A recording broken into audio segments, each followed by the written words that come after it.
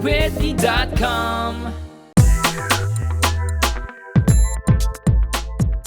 Hey everybody, we are here at the Dusk Complex at Caesars in Atlantic City, and I am next to Shep and Craig from the hit reality show on Bravo, Southern Charm. It's hip? Yeah, I think it's hip and cool.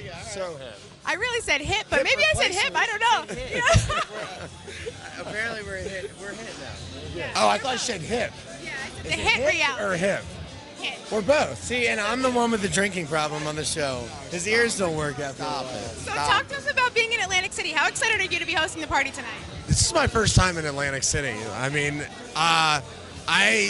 Greg and I are kind of degenerate gamblers. We found that out about ourselves today, but we're up. Yeah. You're up. How much? How much? Up. About $150 a piece. 250, yeah. But only in 2 hours of playing. And we both walked away on blackjack. Right. That is such false logic. He's like, if we play more, we'll be up more. No. You will lose eventually. All the kids at home, quit gambling when you're ahead. Yeah. I don't think we should say that when we're in a casino promoting for them. Are there kids watching? I think we should. All right. You have a lot of fans, all ages. What's it like being on this Bravo reality show? It's been interesting. It's been a lot of fun. At first, we were. He just wants this move. At first, we were, a little nervous about how it would all come out and be portrayed, but Bravo's been very nice to us. I guess we're sympathetic characters at the end of the day, wouldn't you say? I always the one word I've been able to come up with is silly. Like, it is a very, very silly experience, and you get a look into like the weirdest depths of people that live in our country that but it's a blast. It's a blast. What's one of the weirdest things you've seen? There's a football coach in California that sends me letters, like written letters, saying how I'm like the destruction of humanity. And I'm like, but like, not that I take offense to it, I'm just like, out of curiosity, I'm like, so I Facebooked him, he doesn't know that. But I'm like, this guy has a family and stuff and a full-time job. I don't know, but it's fun. And Charleston's like even though they try and act like, last year they acted like they weren't, what's the word, like, well, to me it's nice because I get to be my silly self, and me and my I don't want to just make my friends smile. I want to make 1 million people smile. That's cool. That's a nice opportunity. Yeah. As silly as it is, like, you can make someone's day. Like, as much as we make fun of ourselves, like, the fact that, like, when we're walking down the street and we don't get it, but we can, make them so happy, then we're like, it's kind of awesome. Make people happy. Is there anything better in this world than making other people happy? I love that attitude, and I know we do too, and we love watching you guys as well. What's something that's really misunderstood about you? Our relationship. Yeah, we're buddies. We're pals. People think like, people just expect us to be at odds with each other, and there's drama here, there's drama there. But man, we just love each other because you don't understand, like, when you've been through something with someone else that nobody else could ever understand except for a select few. Yeah. There's going to be a bond there, and there's, so, even though he got more money than you in the auction, you're still okay with that? I'm okay with it. That was a rigged auction. I'll go to my grave knowing that. That was rigged. It was rigged. The radio station paid $5,000 for it, and he still hasn't been on the date with the girl. He has not been on the date with her. She doesn't even follow me on Twitter. She doesn't follow me on Twitter. It is all bull. I would say that the biggest, if we had any advice, it's like, take a step back, guys. And just because the most fun people we talk to are the ones that get that it's like, so you guys having fun? And it's like, yeah, it's fun. I will say that it's flattering that people are so emotionally invested in the whole thing. You know what I mean? You're like, wow, they actually care, And you're like, why do you care? I don't understand that. So really, like, study into the psyche of this weird culture. The downfall of Western civilization. Now, talk to us, okay. Marry, kill, have sex with on your show. Who would you pick? Wait, but you have to pick three, though. Yeah, marry, kill, sex. All right. So, Cameran, obviously,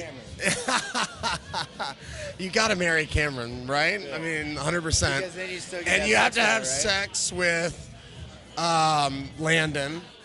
Yeah, because no one gets her. Kathryn, you got to kill Kathryn. I'm sorry. Well, because I've already had sex with Kathryn. Oh, okay. So, already been there. Yeah. Did you like it? Was it good sex? It was It was very good. But he made it her was wash very, her very face good. off You know what she said to me? No. No? Wait, no, you can say you made her wash her face off. No, it was after the first time we had sex. She's like, I want to do that again. I said, so do I. Give me a few minutes. She goes, anywhere but here. I was like, she's like, we went all around my apartment and had sex. I thought it was pretty cool. Yeah, that was awesome, right? She's pretty cool. I like Kathryn, man. I don't know. She's a frisky little gal. Okay. You catch us at the right moment. You get all these spoilers and everything. I'm drunk, by the way. What about other reality shows? Do you like any? Do you have any crushes on any reality stars? Any Bravo celebrities? I do not. I've become what I despise. Kind of. Craig loves reality TV, though, don't you? Yeah, I secretly always wanted this, but never thought it would happen. I love it.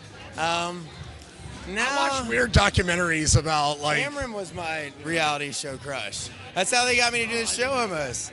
Yeah, like I told her that, and they're like, "Yo, we think we found your co-star," and I was like, "Who?" And they were like, "Have you ever heard of a girl named Cameran Eubanks?" I was like, "Give me the paper, give me the paper. I'll sign it right now." We went out to dinner with her for the first time at Rue de Jean, and she kept like touching our legs in a like nice way, and I was like, oh my god, she likes me. I was like, wow, but she doesn't like us. And Shep and I thought we were gonna be like best friends, and we actually didn't like each other at first, but then we were. You guys are like bros, man. We are. Yeah, well, Craig's brother's actually here, and I love him too. Yeah. Now, what about working with Andy Cohen? What's he like? The best. He is very quick-witted, and he's just like us. I would say within seconds of meeting him, you soon realize why he's so successful. The first time he ever talked to me, because Shep had already been on his show, and Shep hates getting like makeup put on, and I'm like, put it all on. I'm like, I'm hungover as shit, put it on. And like they're trying to powder his face, and Andy walks in, and I'd never met him. He's like, the only powder Shep wants is some of Thomas's powder, and like making fun of Tom, not for Shep, but it's just how quick-witted he is. No, he is very smart, very funny, and you can tell that in the show. And I'll tell you what, if you're on Watch What Happens Live, if you're not quick, you're done. We're going to get fired for this interview. You'll be fine. What about living with Whitney? How did you like that? I mean, you don't understand. We both really, really like Whitney. He's kind of a villainous character, but he's so smart. And my dad thinks he's the funniest guy on the show. My dad thinks he's a genius. But the thing about Whitney is he doesn't know he's being funny, and he's just being funny, like because he's just like a character. Our friends here used to have to like in the beginning, we're like, so do we like Shep or do we not like Shep? And I was like, just wait until you meet him. But Whitney's like one of my favorite. Like it's weird until you meet him, you want to like he's. I'd get along with him since I'm Whitney and he's Whitney. He's an odd duck. He might.